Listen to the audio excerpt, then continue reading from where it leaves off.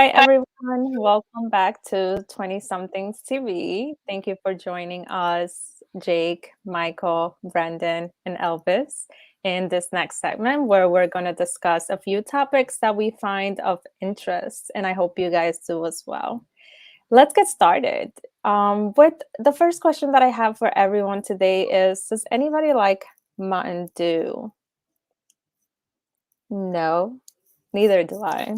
But I guess a homeless man does like Mountain Dew. And in Pennsylvania, what happened was that he went to purchase a Mountain Dew that he thought it was on sale.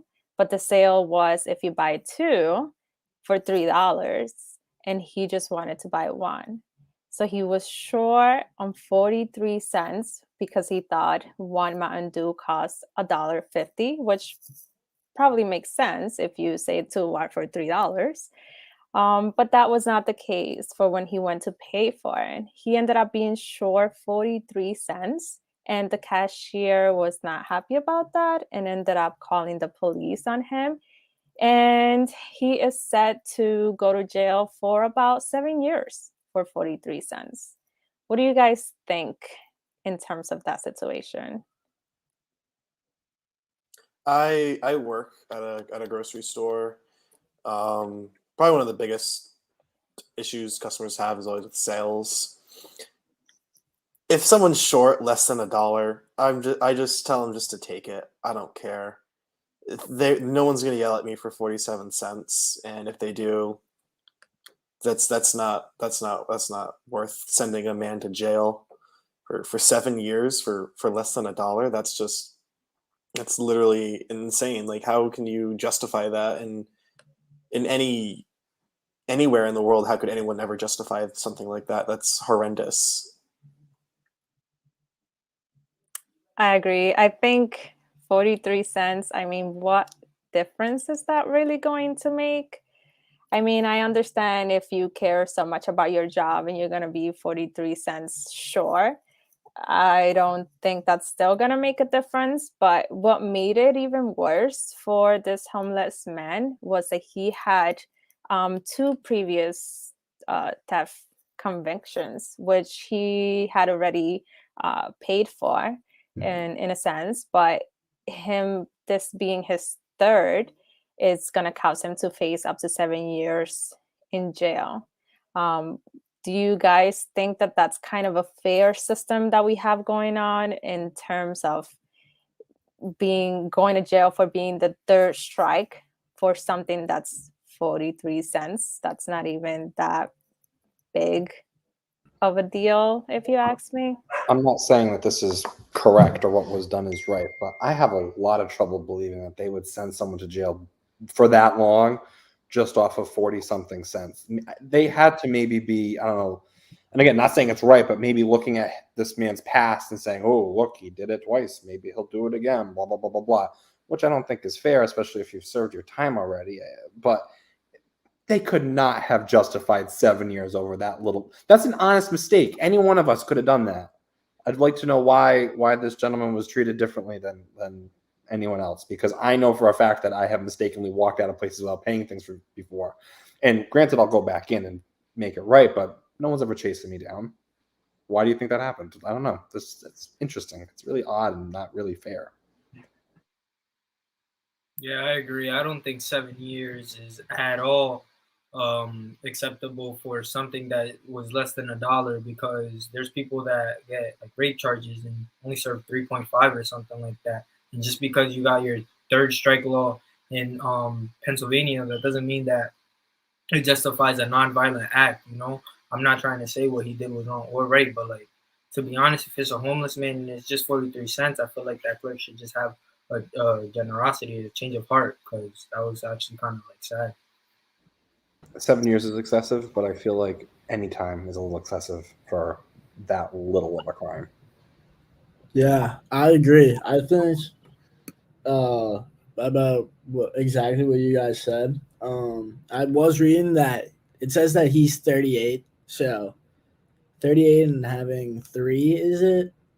That's, I don't know. That's crazy. Like,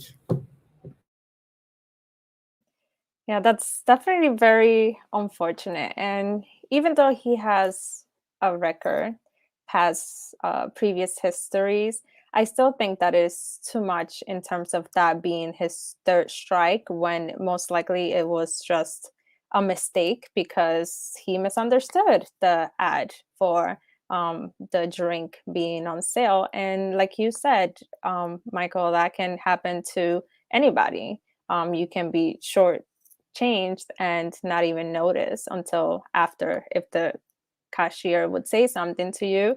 And most of the time they would be like, oh, it's okay, that's fine. But to call the police for 43 cents, it just goes beyond than just the 43 cents. But I mean, that's just the kind of things that some people are into. He In terms of his race, I'm not quite sure of what his race is. I believe so that he might have been white. It doesn't say specifically, but I know there was kind of a picture that was going around at some point. But I don't know exactly his race. And then again, it's a homeless man that you can maybe take into consideration that fact of him being short 43 cents.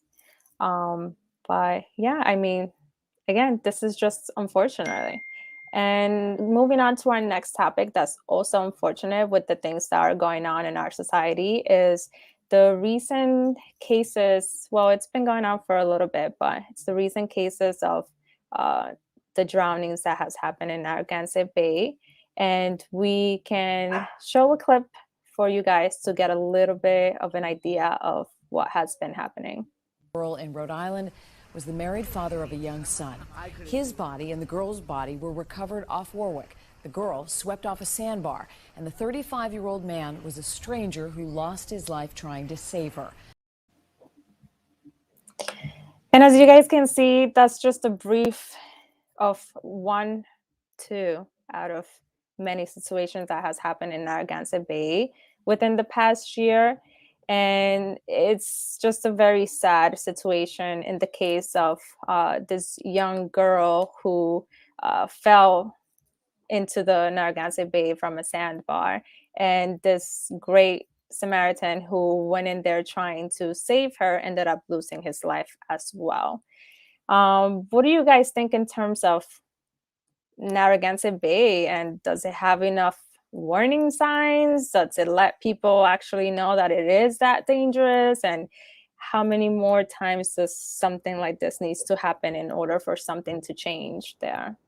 I know that in Warwick specifically, because that instance of the clip that we showed, which is really, I mean, no one drowning is a good thing, but that's a very sad one. Thinking that there was this man trying to do this amazing Samaritan act of going to save this child, a man who has a wife and kids of his own. It really shows that the water has no mercy on who you are. But I know that they definitely increased the signage after that occurred. And then more locally around URI in Narragansett, Narragansett Town Beach, they just had, I think 2 or 3 days ago, someone else drowned. There have been people who have gotten injured. I know there was a boogie boarder, an older man who was injured. I think he broke some vertebrae on his spine. He just recovered. But there's been a lot of injuries. And I know that they're trying to increase the signage down here too.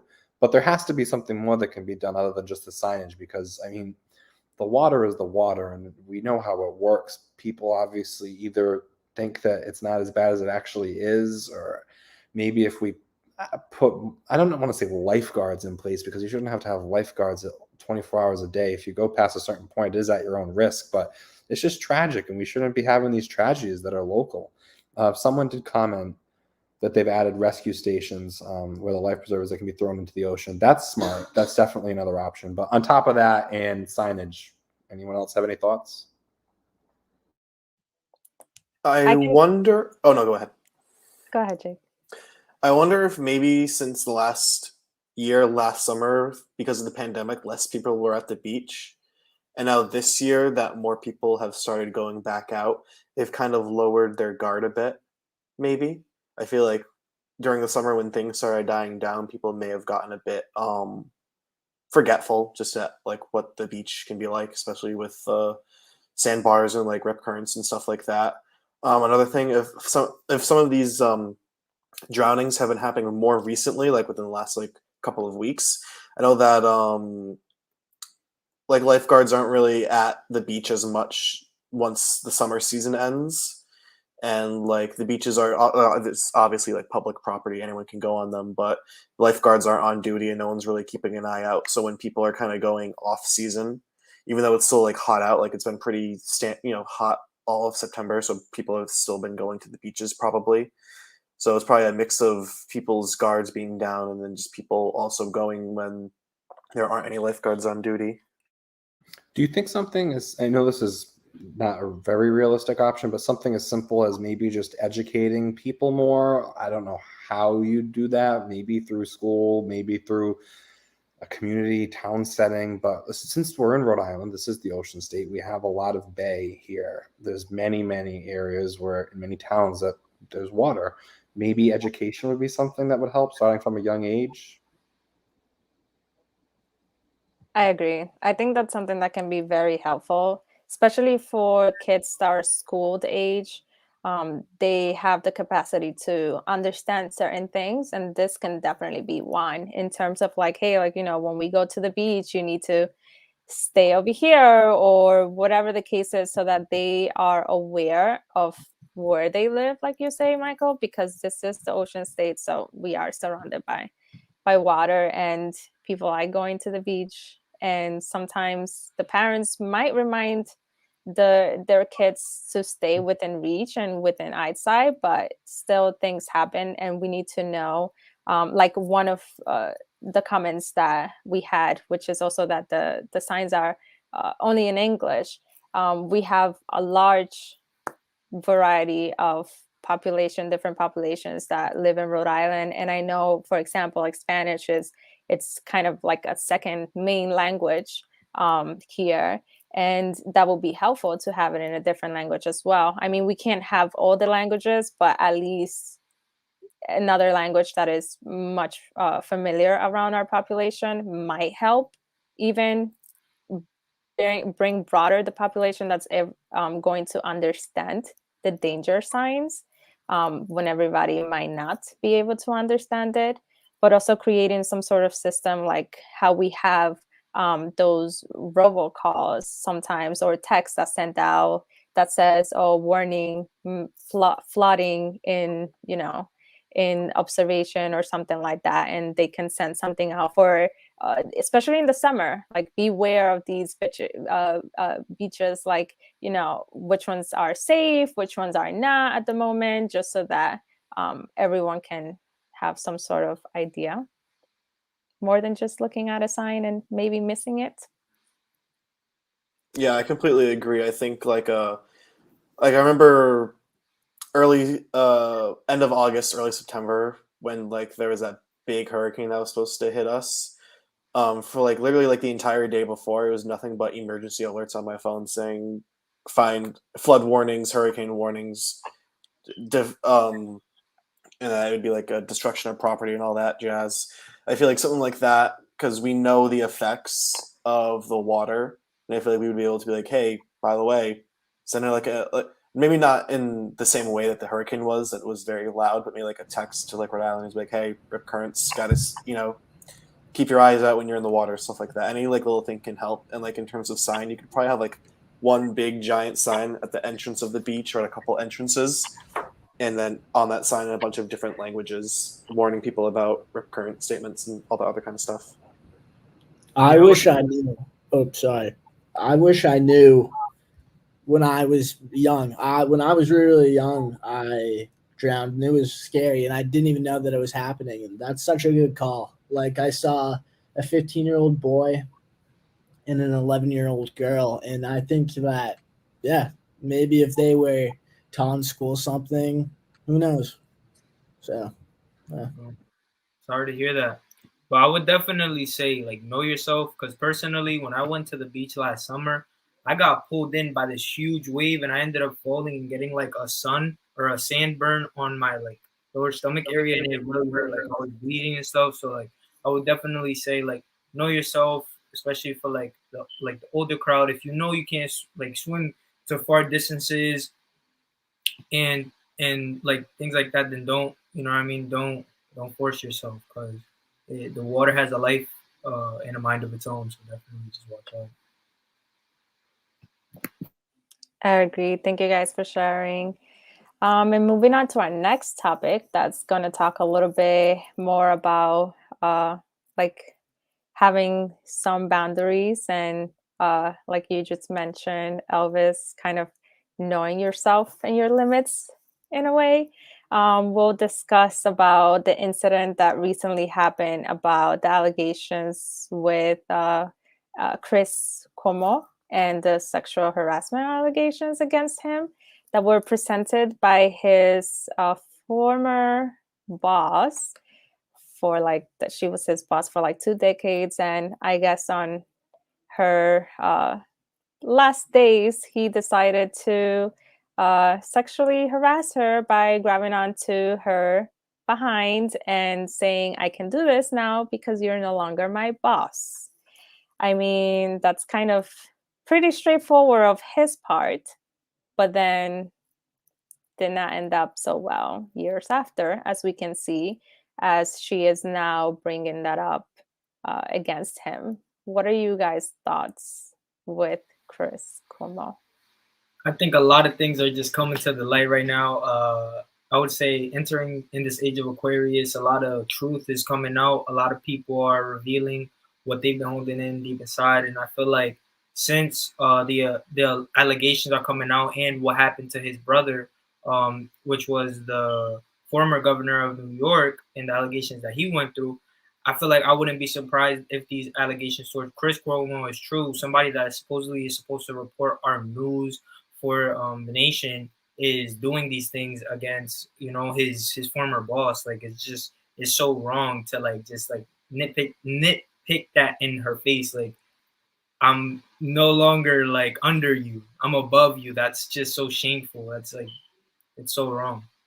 Do you think that this was brought up because of the recent allegations and, you know, the whole removal of his brother Andrew? Like, if that hadn't occurred the past few months and he wasn't essentially forced to resign for what he did, do you think that these allegations would be coming up against his brother as well?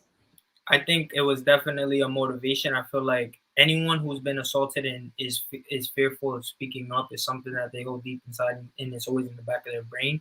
And I feel like it was a motivation to like, okay, things are happening. It's actually getting done. Like, maybe she didn't want to feel like, oh, you're just accusing me of this for some kind of popularity or fortune, but actually reason, you know, actually reason behind it. So now I'm actually happy that she did that. I He did. think. Oh, I'm sorry. Go ahead. Sorry, Jake. No, it's okay.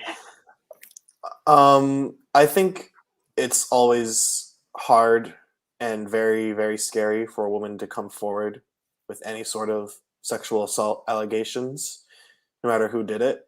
And I think even if, even though Andrew Cuomo, you know, the allegations were brought against him and then he resigned, even though that happened, I think it still was hard on this woman to come forward and say that.